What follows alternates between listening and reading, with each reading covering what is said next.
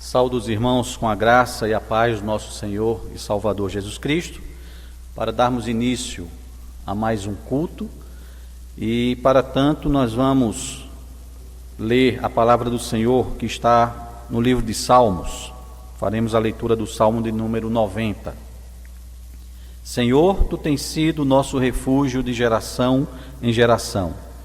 Antes que os montes nascessem e se formassem a terra e o mundo, de eternidade a eternidade, Tu és Deus. Tu reduzes o homem ao pó e dizes: tornai filhos dos homens. Pois 1000 anos aos Teus olhos são como o dia de ontem que se foi e como a vigília da noite. Tu os arrastas na torrente, são como um sono, como a relva que floresce de madrugada. De madrugada viceja e floresce, à tarde murcha e seca. Pois somos consumidos pela Tua ira e pelo Teu furor conturbados. Diante de Ti puseste as nossas iniquidades e sob a luz do Teu rosto os nossos pecados ocultos. Pois todos os nossos dias se passam na Tua ira, acabam-se os nossos anos como um breve pensamento.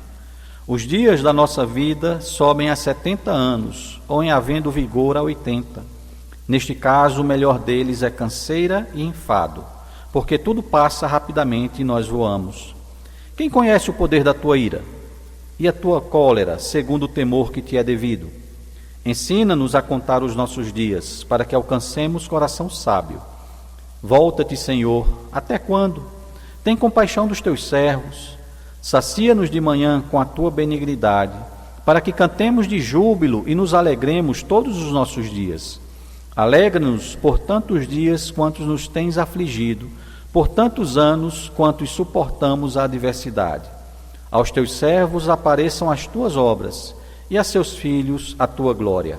Seja sobre nós a graça do Senhor nosso Deus. Confirma sobre nós as obras das nossas mãos. Sim, confirma a obra das nossas mãos. Vamos orar. Pai eterno, Te louvamos, Te damos graças, Senhor, porque Tu tens conduzido as nossas vidas, Tu tens nos dado tudo aquilo que nós necessitamos e reconhecemos, ó Pai, que sem Ti nós não somos nada. Obrigado pelo Teu cuidado, Senhor. Obrigado pelo Teu amor e pela Tua graça. Que Teu amor e Tua graça sejam derramados cotidianamente nas nossas vidas. Te agradecemos pela salvação que nós alcançamos em Cristo Jesus. Te agradecemos porque hoje nós podemos fazer parte da Tua família e podermos ter a certeza de que somos Teus filhos. Gratos pelas bênçãos que Tu tens nos dado, gratos pela proteção também que nos tens dispensado. Te louvamos pela Tua palavra, Te louvamos pela oportunidade que nós temos de ler a Tua palavra, de estudarmos, de meditarmos sobre as Sagradas Escrituras. Que neste culto a Deus, a Tua voz seja ouvida e que, acima de tudo, aquilo que nós venhamos a aprender, nós coloquemos em prática no nosso viver. Dirige tudo o que aqui for feito, ó Pai, pois é no nome do Senhor Jesus Cristo que nós oramos agradecidos. Amém. Nós teremos agora um momento musical.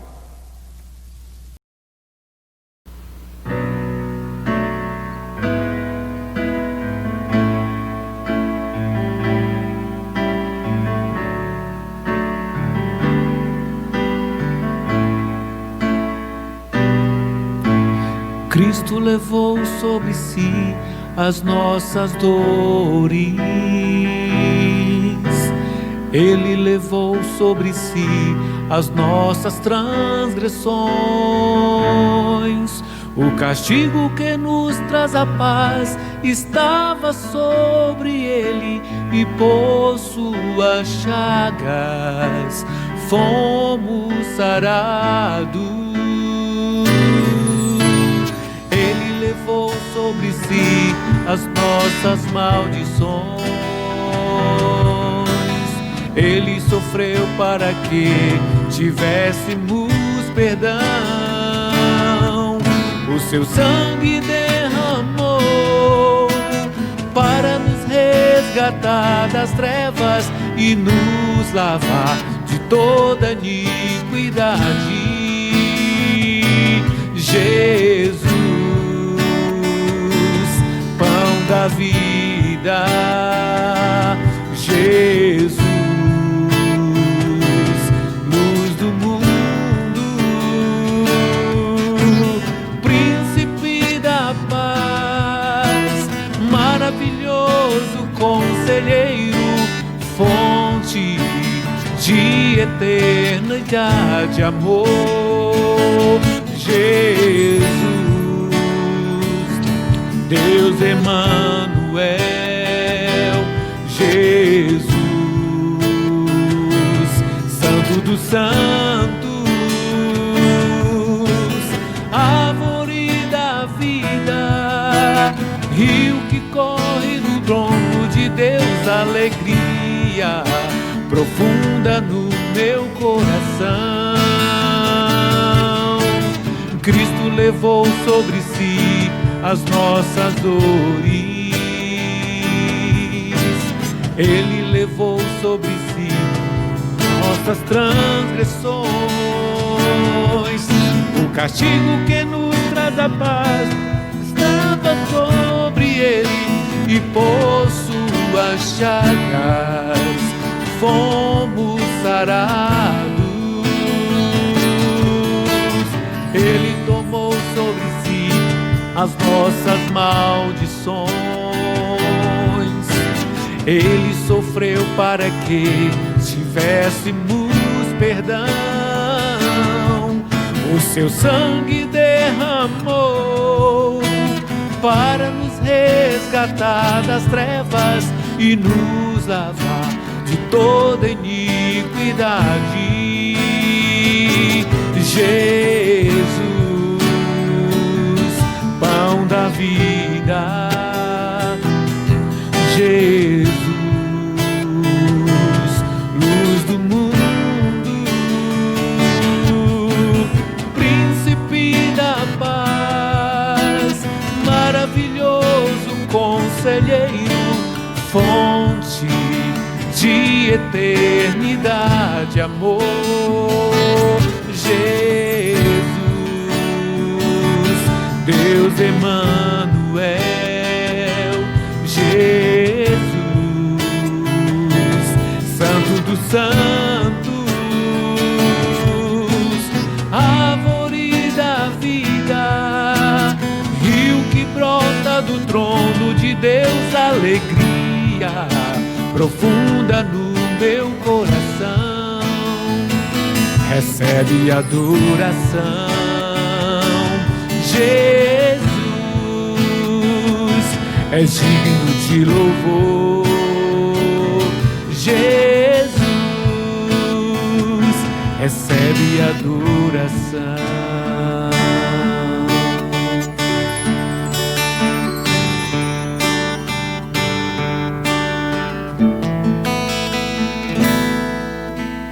Cristo levou sobre si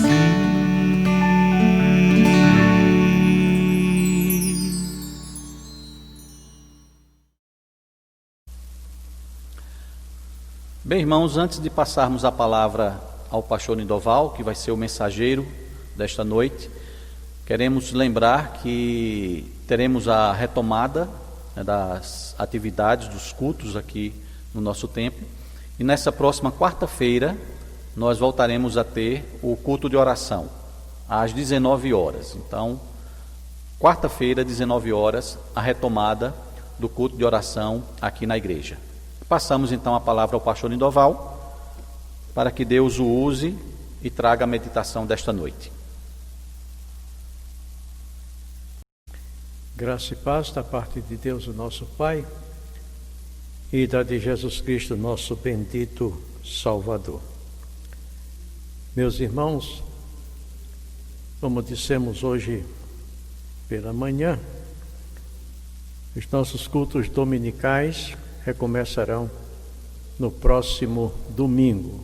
Eu digo os cultos presenciais, com número limitado de irmãos, 44 irmãos aqui no santuário para juntos adorarmos ao nosso Deus. Se houver qualquer mudança, os irmãos serão comunicados.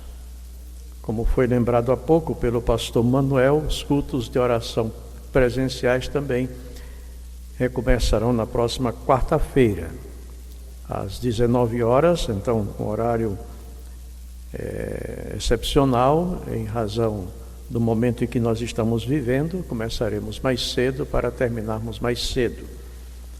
Agradecemos ao pastor Manuel, que tem nos dirigido com muita competência nos cultos virtuais de oração todas as quartas, onde temos aprendido tanto e temos gozado da comunhão com os irmãos ainda aqui à distância. E o pastor Manuel, na quarta-feira, encerrará então as suas atividades virtuais, agora dirigindo o culto presencial, o primeiro culto de oração, nesse nosso retorno aos cultos aqui no nosso lugar de adoração ao nosso Deus. Então, os irmãos convidados, os que estão participando dos cultos nas quartas-feiras e outros irmãos que queiram. Lembrando, número limitado, apenas 44 irmãos. Eu peço que os irmãos abram a Bíblia na segunda epístola de Pedro.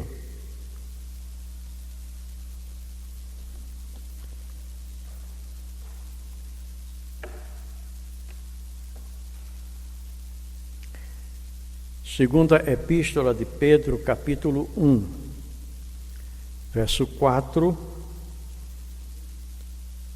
Continuemos, pelas quais ele nos tem dado grandíssimas e preciosas promessas, para que por elas fiqueis participantes da natureza divina, havendo escapado da corrupção que pela concupiscência há no mundo.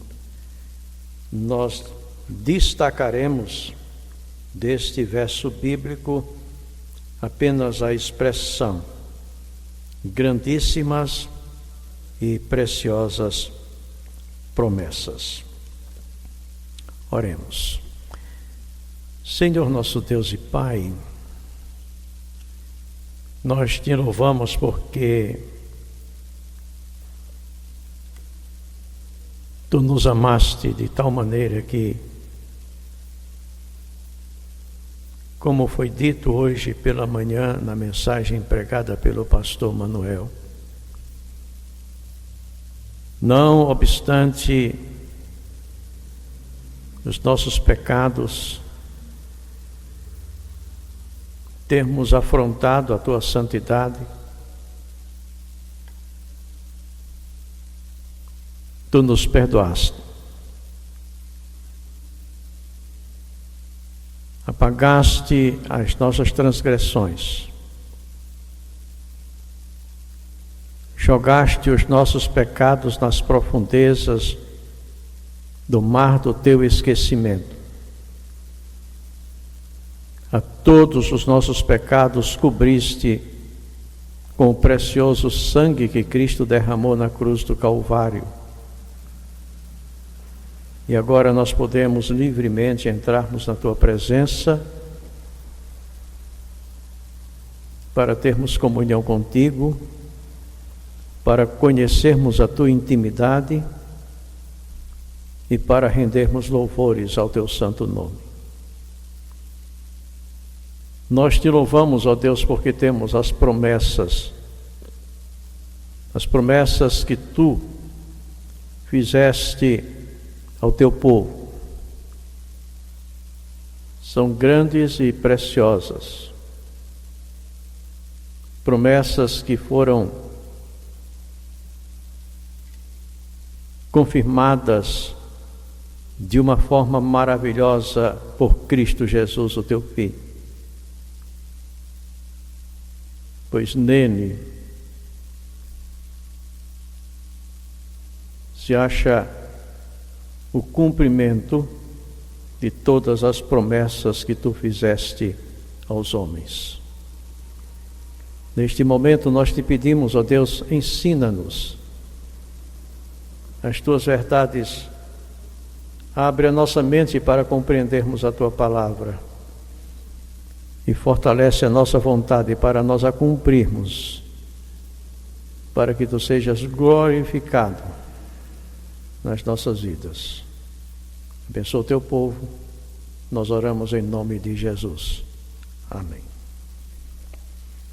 Mais uma vez a leitura do texto bíblico, pelas quais ele nos tem dado grandíssimas e preciosas promessas, para que por elas fiqueis participantes da natureza divina, havendo escapado da corrupção que pela concupiscência há no mundo. Grandíssimas e preciosas promessas. Meus queridos irmãos em nosso Senhor e Salvador Jesus Cristo, meus prezadíssimos amigos, a Bíblia é um livro de promessas. Não uma caixinha de promessas como aquelas que encontramos nas livrarias evangélicas e que contém dezenas de textos bíblicos selecionados. A Bíblia está, na verdade, mais para um tesouro de promessas grandíssimas e preciosas. Na linguagem empregada pelo apóstolo Pedro no nosso texto. Salomão, o rei sábio de Israel, filho de Davi,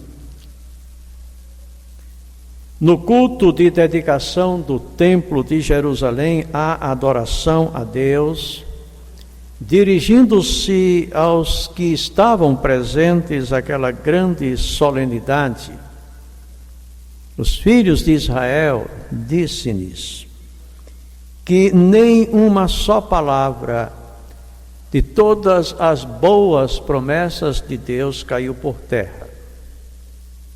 Boas promessas, diz Salomão. Nenhuma palavra das boas promessas de Deus caiu por terra. Claro, se uma só palavra das promessas de Deus tivesse caído por terra, todas as promessas de Deus também cairiam. Elas não se sustentariam, pois se uma só palavra dessas promessas caísse por terra, haveria como que um efeito dominó, cascata. Essa palavra caída arrastaria com ela para o chão todas as promessas de Deus, que já não seriam boas. Mas nenhuma só palavra das boas promessas de Deus caiu por terra. O que vale por dizer que as promessas de Deus se sustentam. Na Epístola aos Hebreus, no capítulo 8, o escritor sagrado fala de melhores promessas, porque fala de um melhor conserto. Salomão diz boas promessas. O autor da Epístola aos Hebreus fala de melhores promessas, porque fala de um melhor conserto. E Pedro, no nosso texto, diz grandíssimas e preciosíssimas promessas. Grandíssimas e preciosíssimas, ou grandíssimas e preciosas promessas. Fiquemos com esta expressão, grandíssimas e preciosas promessas. E fiquemos com esta palavra, preciosas promessas. A palavra preciosa no grego tem o sentido ou a ideia de algo de valor, algo de peso, algo que tem consistência, algo que tem densidade. Portanto, as promessas de Deus são promessas que têm valor.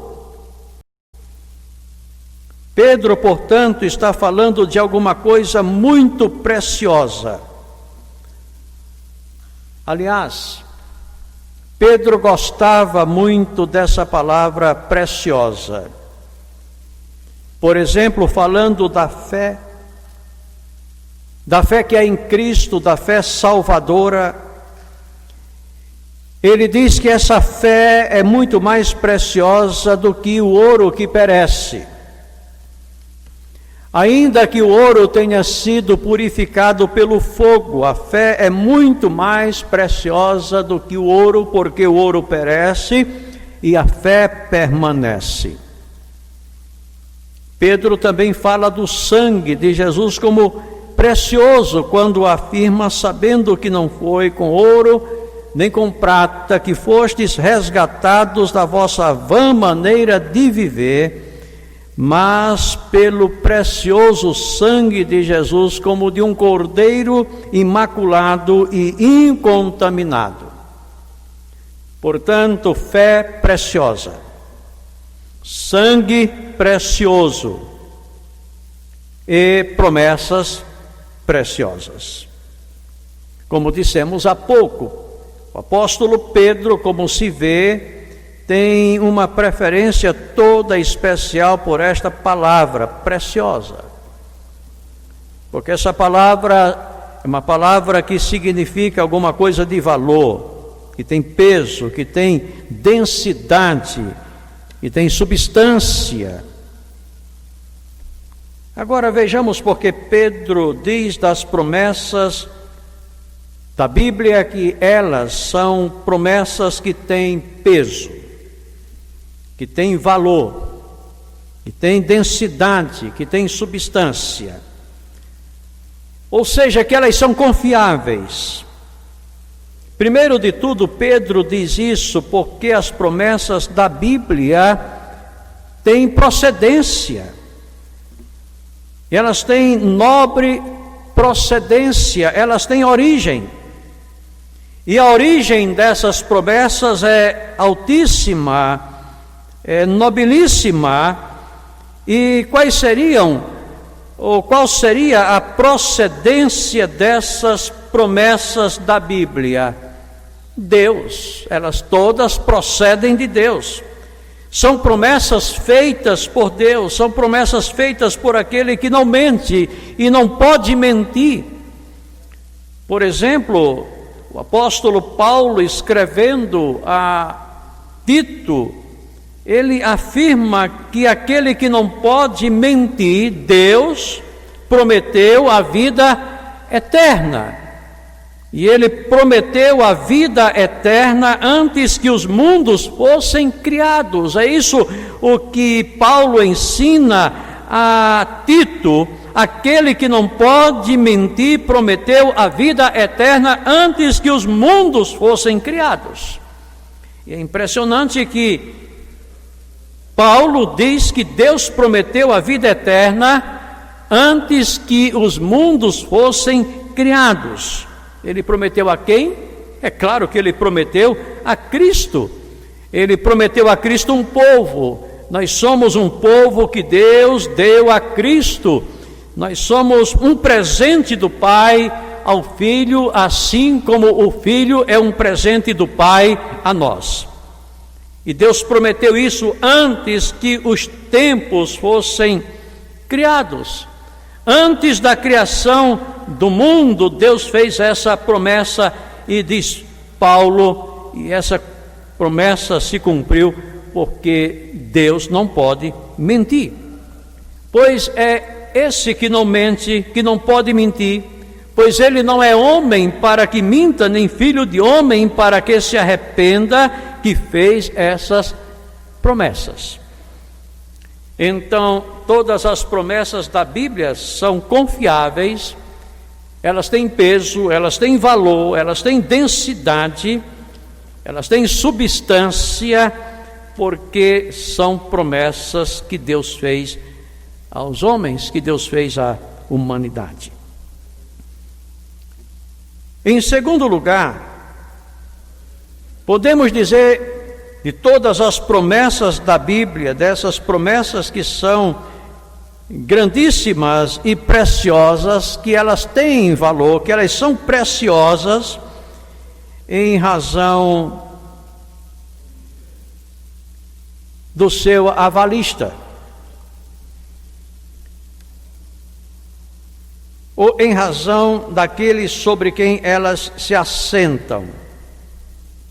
E nós sabemos que Jesus Cristo é o avalista dessas promessas.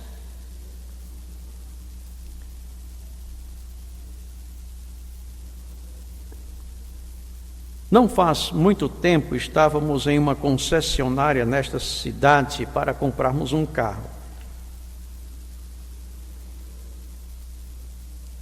Estávamos conversando com o rapaz que nos atendia naquela oportunidade, quando chega alguém aqui desta cidade, uma pessoa de muito respeito,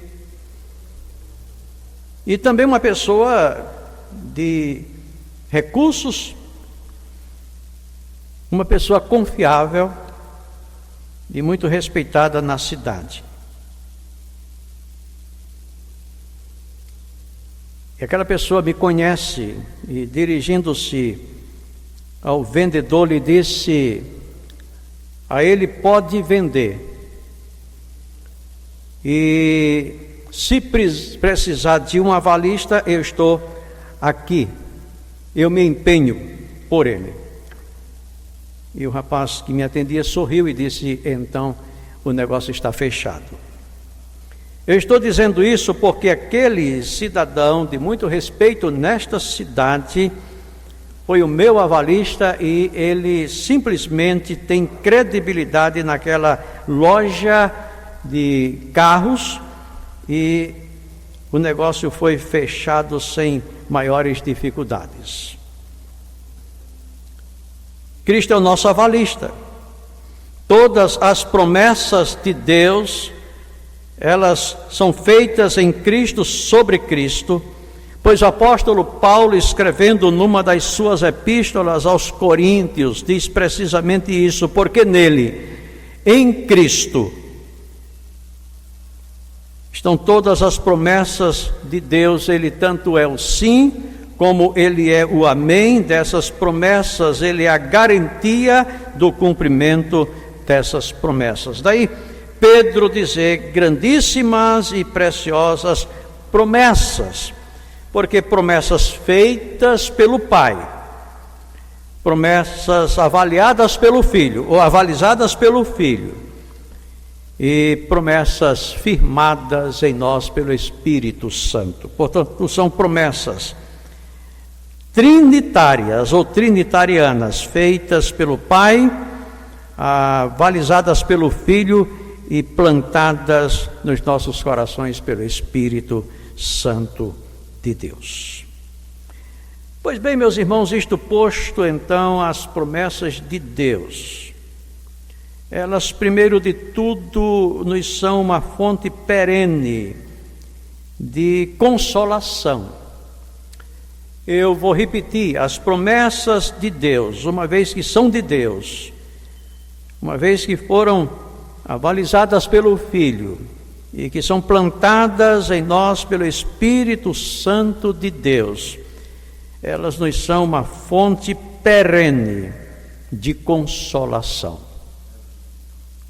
de conforto espiritual.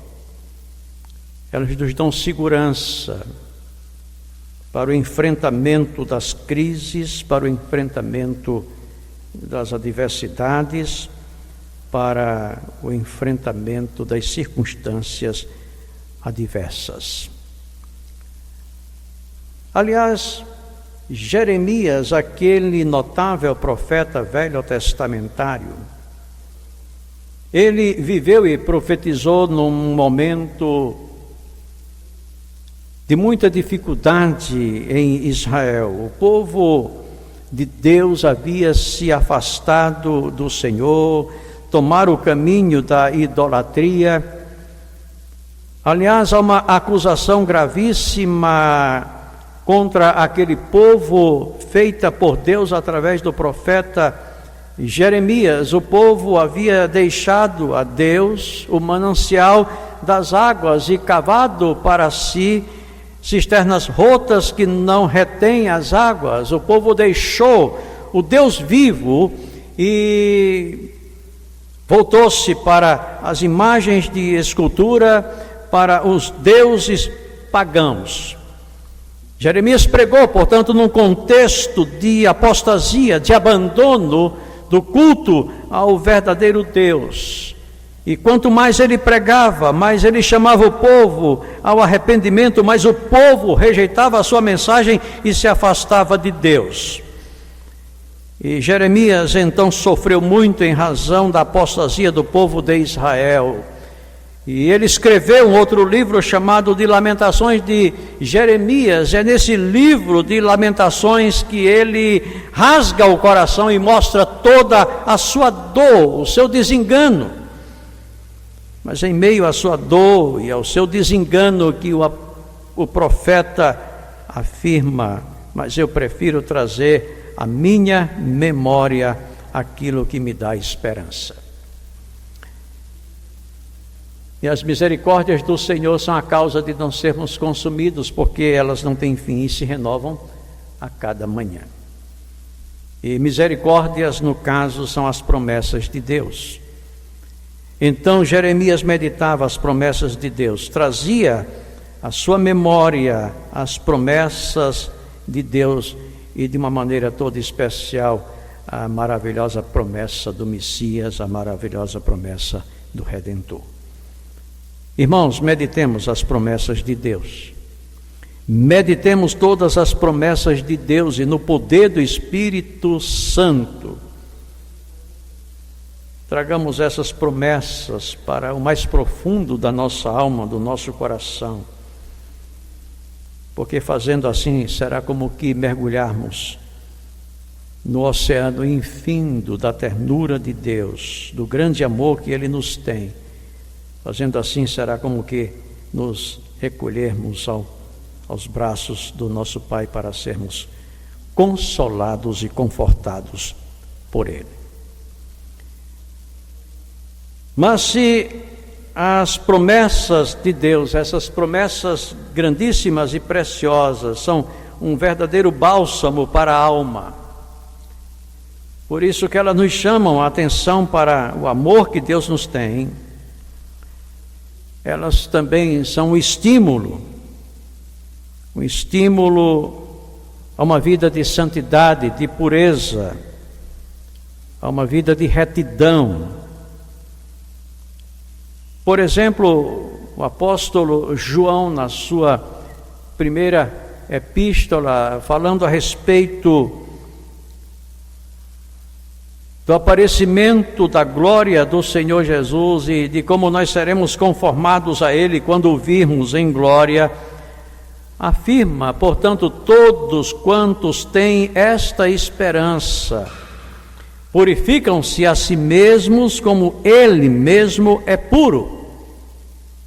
Portanto, quando nós meditamos a promessa da volta do Senhor Jesus, quando nós meditamos a promessa do aparecimento da glória do Senhor Jesus, quando Ele vier em sua segunda vinda a este mundo para nos tomar desta vida pecaminosa, deste mundo que jaz no maligno, e levar-nos com Ele para a glória dos céus. Ao meditarmos nesse aparecimento glorioso do Senhor Jesus, nós somos estimulados a uma vida de piedade, de pureza, de santidade, uma vida que verdadeiramente glorifica o nome do nosso Deus. Então, as grandíssimas e preciosas promessas, essas promessas que Deus nos fez, essas promessas que foram avalizadas por Cristo, essas promessas que são assentadas na nossa alma pelo Espírito Santo que habita em nós, elas nos são uma fonte de perene consolo e são uma fonte de estímulo a uma vida de piedade, mas também nos são uma fonte de estímulo a uma vida de serviço a Deus e de serviço ao próximo. Portanto, irmãos, meditemos as promessas de Deus, todas as maravilhosas promessas de Deus. Quais são essas grandes promessas de Deus, essas preciosas promessas de Deus? Começamos essa mensagem dizendo que a Bíblia é um livro de promessas, é um tesouro de promessas, são centenas e milhares de promessas. Agora podemos dizer que todas as promessas da Bíblia, essas centenas, dezenas de promessas, elas são condensadas em 7 promessas principais. E quais são essas promessas? Primeiro, a promessa do Redentor e, consequentemente, da redenção. Gênesis capítulo 3, versículo 15. Gênesis capítulo 3, versículo 15. Aquela maravilhosa promessa feita logo após o pecado de Adão e Eva pelo Criador, quando, dirigindo-se à serpente, lhe disse: e porei inimizade entre ti e a mulher, entre a tua semente e a sua semente, tu lhe ferirás o calcanhar e ela te esmagará a cabeça. Temos aqui o proto-evangelho, ou seja, o evangelho antes dos evangelhos, de tanto do evangelho que temos aqui. Cristo, a semente da mulher, haveria de esmagar a cabeça da serpente. Com essa promessa, o Criador fez brilhar, pois, do céu negro da existência pecaminosa do homem, a esperança da vida eterna. Essa promessa se cumpriu na cruz do Calvário. E pode-se dizer, está em curso, em andamento. Pois Jesus Cristo disse: estabelecerei a minha igreja, ou edificarei a minha igreja, e as portas do inferno não prevalecerão contra ela. Então, a primeira promessa é a promessa do Redentor e, consequentemente, da redenção. A segunda grande promessa da Bíblia é a promessa da igreja, citada agora, onde Jesus Cristo, Mateus capítulo 16, onde o Senhor Jesus Cristo diz: edificarei a minha igreja e as portas do inferno não prevalecerão contra ela. Além da promessa maravilhosa da redenção e do Redentor, ou do Redentor e da redenção da igreja, temos também a promessa de uma vida abundante. Jesus Cristo, do capítulo 10, versículo 10 do Evangelho de João, diz: porque o ladrão não vem senão para matar, roubar e destruir. Eu, porém, vim para que tenham vida e a tenham com abundância. Temos também a promessa do Espírito Santo. Essa promessa se encontra em Atos, capítulo 1, versículo 8. Mas também vamos encontrá-la no capítulo 2 de Joel, lá do Velho Testamento, e em várias passagens do Evangelho de João. A vinda do Espírito Santo, a promessa do Espírito que viria, está na igreja e com a igreja, está conosco e em nós. Então temos a promessa do Redentor, temos a promessa da igreja, temos a promessa do Espírito Santo, temos a promessa de uma vida abundante, temos a promessa maravilhosa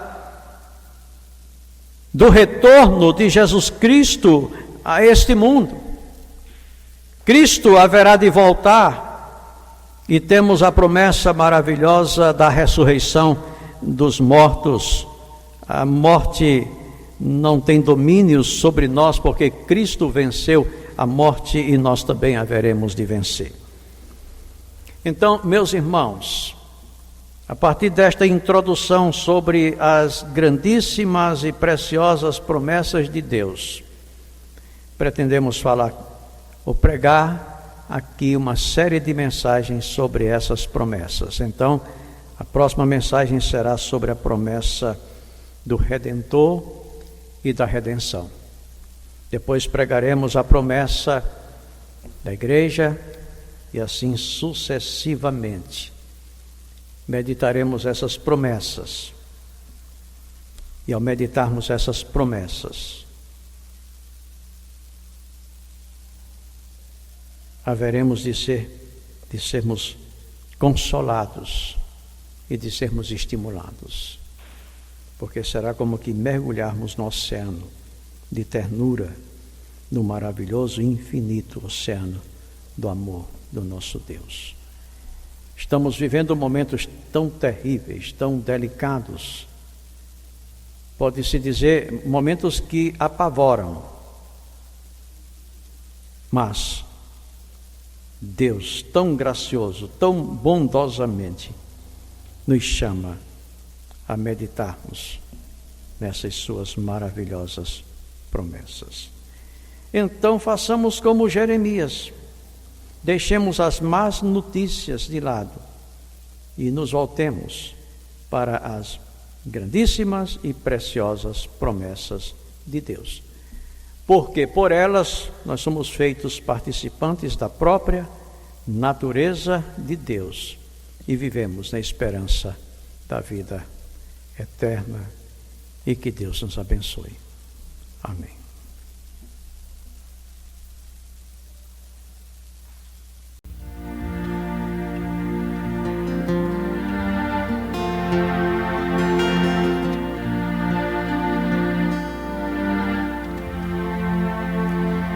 Teu sangue leva-me além, a todas as alturas, onde ouço a tua voz, fala de tua justiça pela minha vida.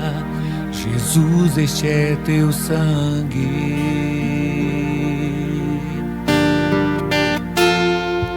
Tua cruz mostra tua graça, fala do amor do Pai, que prepara para nós um caminho para Ele, onde posso me achegar somente pelo sangue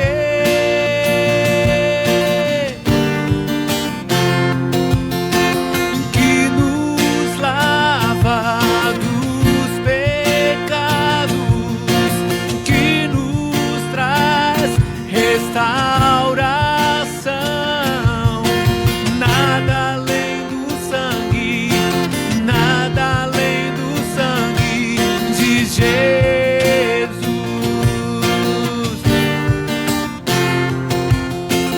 que nos faz brancos como a neve, aceitos como amigos de Deus.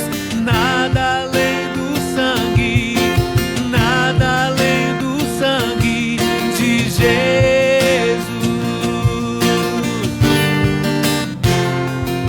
Tua cruz mostra tua graça, fala do amor do Pai, que prepara para nós um caminho para Ele, onde posso me achegar somente pelo sangue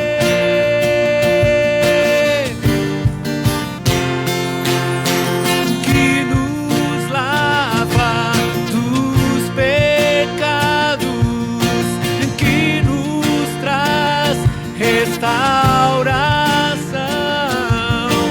Nada além do sangue, nada além do sangue de Jesus.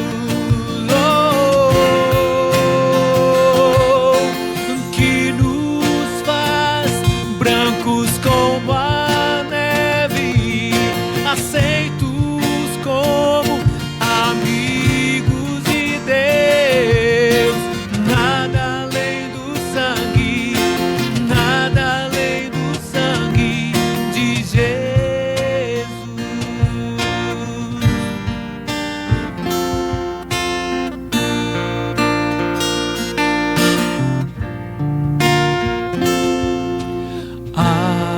Alvo mais que a neve, alvo mais que a neve, sim, neste sangue lavado, mais alvo que a neve serei. Alvo mais que a neve,